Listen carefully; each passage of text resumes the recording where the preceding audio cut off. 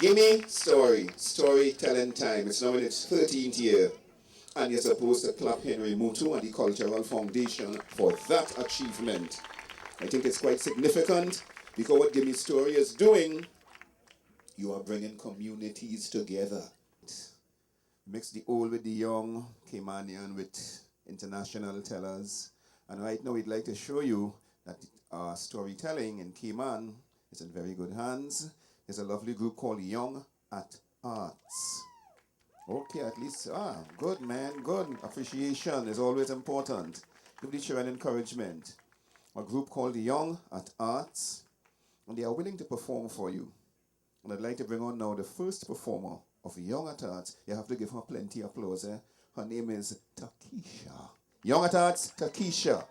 Good evening, ladies and gentlemen. My name is Takisha Monteroso, and I will be performing a Caymanian's Granny Prayer by Miss Nasaria Sakushalat.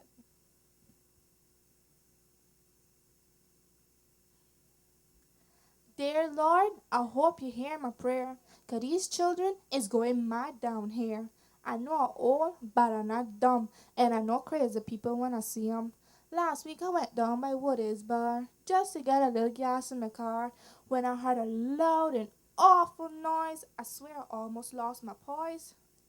Just like that James Bond movie, I threw myself upon the ground. I rolled right and I slithered and crawled until I was up against the wall. When I pierced in through that room and baby blue, what my poor eyes did see scared the bejesus out of me. Bountiful the young people were up in there, throwing their bodies everywhere. Some had neck problems, some broke their hip, some so bad they ended up in a dip. A big black box caught my eye. It spit boom boom into the sky. All of the children fell under its trance. Even to me had to fight not to dance. But let me tell you, I busted through that wooden door and threw that black box upon the floor. Its tail plugged into the wall, tried its best to make me fall. Huh! Now, Lord, I know you looking down on us and you seeing all the fuss. And I hope you heal the hiding ears, 'cause they gonna be deaf in about 20 years. Now, I'm not saying that when I was young and ready to go, I didn't put on a little wine and so. But how the things have changed, their neck and hip all rearranged. But don't you worry, I gotta keep my things smart and slow and keep going to my good old time Calypso. Young at Arts, Takisha. Takisha. Nice, man. Beautiful. Beautiful. You see her friend and all congratulating her backstage. Now I want to bring on a young gentleman. Same young at Arts, eh?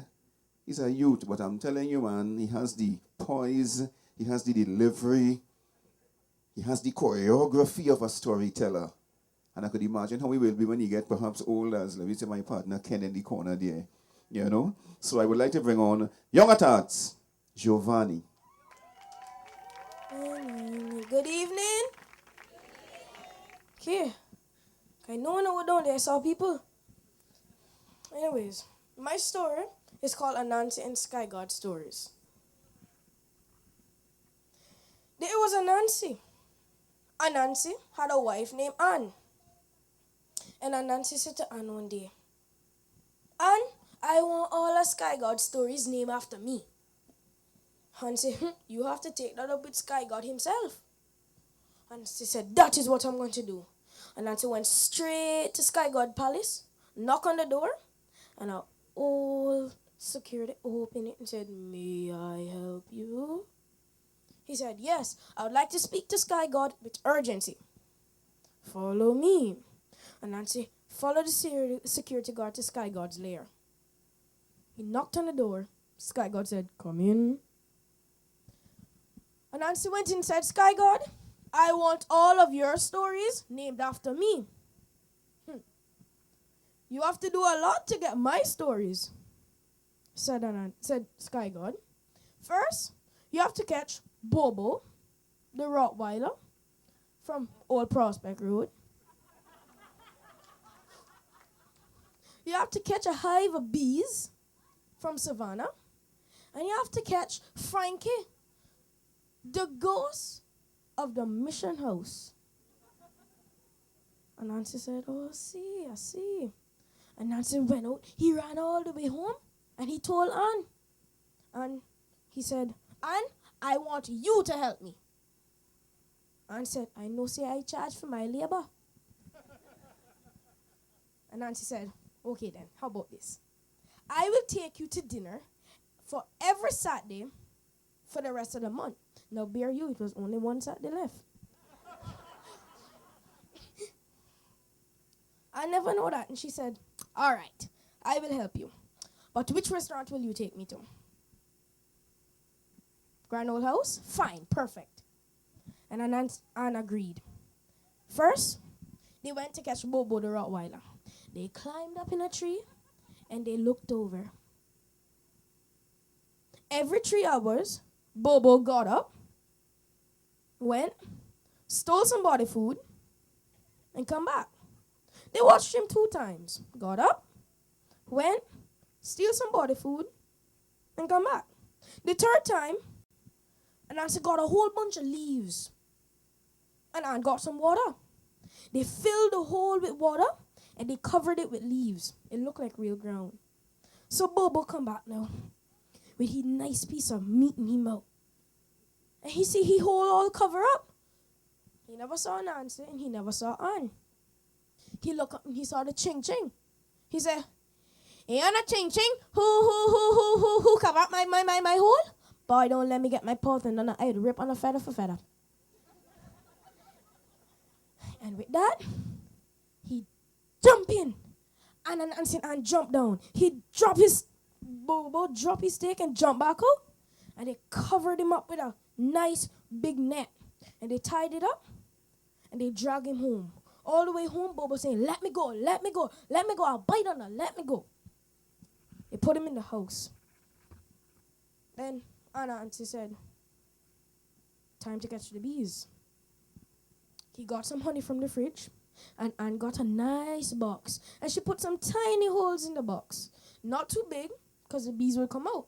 And not too small. Not and big enough for air to come in.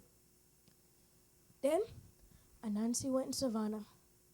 And the beehive were right there on the tree.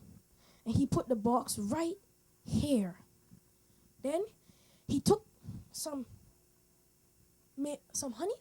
And he ran it all the way into the box. Then he put a little more, and then he poured the rest of the bottle in the box. And then the first bee went in, followed by personal assistant, bodyguard, queen bee, children, everybody, right in the box. Then they taped the box shut, and they took it all the way home. Bzz, bzz, bzz, bzz. Then they had to catch a ghost. They didn't know how to catch a ghost. So Nancy said, okay, I'm going to go down by Mission House. I'm going to creep under the table and wait after hours. Then, when they close, I'm going to call him and I'm going to pick him out. So said, so done. And Nancy went in. He hid under the table. They cut out the lights. The cars drive off. But around 12 o'clock, and Nancy came out and he did, ow-it! Ow-it! Try it with me. Ow-it! Ow-it! Go again. Ow-it! Then everything start falling on the ground. The poor wooden table dropped down. Everything on the wall just came down. The AC started getting cold. And Frankie just come out. And he come. And then he saw Nancy. He said, boy, and Nancy, how you doing? And Nancy said, boy, Frankie, I know you're a ghost, but I talk to you all the whiles. He said, oh, so how you doing? Frankie said, I there. Every day I learn something new about Caymanian that I wish I knew when I was in school. Then Nancy said, boy, Frankie, you know, say, I hear say, you's the best ghost catcher, even though you's a ghost yourself. Frankie said, well, person who told you that smart? Who tell you that? I can't tell you that, said Nancy. But how you catch the ghost? I can't tell you that, said Frankie. But I can tell you one thing. Ghosts turned paralyzed by their own reflection. Instantly, Anansi got an idea. Anansi said, all right, boy, getting tired of going home. But he wasn't tired. He went home, he woke up Anne, and he told her. Anne said, all right, here what we gonna do. We gonna go town, we gonna buy a lot of mirrors, we gonna put them together, we gonna get your brother Joe to put it on the truck, and then we go catch him in the night. So said, so done. They went to town, got the mirrors, they glue them together, nail them together, made sure it was secure. Then they went to Kirk's office equipment, bought a tiny recorder. And they recorded, owie, owie, owie. Come again, owie. And they put it in the box. Then they got Anansi's brother Joe with his big truck to help him lift it onto the truck. I drive the truck here. While they were on their lunch break, they sneak in and they put the box, they put the box right there. And then I think Anansi hit up there with the button ready to play. And he pressed play. All you heard, owie, owie, owie. Then you hear everything and they dropping down. Then that door open and Frankie walk right into the box. And Nancy and Ann jump down, run, and they lock it shut. Well, guess what they heard in the box? Well, who that cute ghost is right there? Oh, who that cute ghost is right there? Oh, who that cute ghost is right there?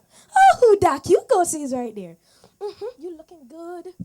Anyways, they got Joe and Ann to put it back on the truck, and they drive home. The next day, they come, and they said, straight to Sky God Palace. Sky God Palace. They knocked on the palace door. The security opened and said, may I help you? Ah, yes.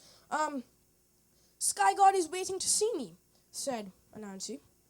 Follow me. And they went straight to Sky God's lair, knocked on the door. Come in. And they walked in. And Nancy said, I've met all of your demands, and I demand your stories be named after me. I have to see it to believe it, said Sky God. Fine. And Nancy clapped his hands. I need somebody to clap. Thank you. And Anne came in, dragging Bobo the Rottweiler. And they put him right there. Then he clapped his hand again. And Joe came in with a box of bees. And he put it right there. Bzz, bzz. Bobo over here. Let me out. Let me out. No. Let me out. Let me out now. Then Anansi said, excuse me. He went outside. He helped Joe and Anne lift in the box. And as they come in here, all they can hear, oh, who that cute ghost is right there. Oh, who that cute ghost is right there. And they put it down. In utter shame, Sky God picked up a bag of stories, ripped off the name Sky God, and replaced it with Anansi. And until this day, the mission house don't have a ghost. All because of Anansi. And Bobo, still not yet to be found. The bees, well, I want to pray for them, because we don't know what it is.